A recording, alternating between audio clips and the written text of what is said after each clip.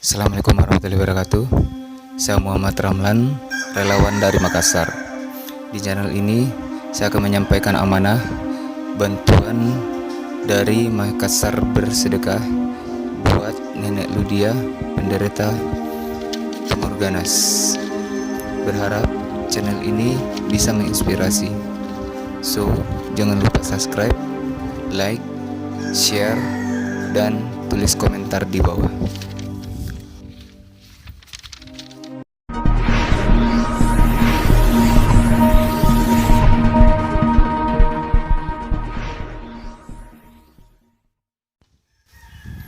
Pagi ini, Selasa 18 Juni 2019, saya akan menuju ke rumah Nenek Ludia, penderita tumor ganas, menyampaikan amanah dari Makassar Bersedekah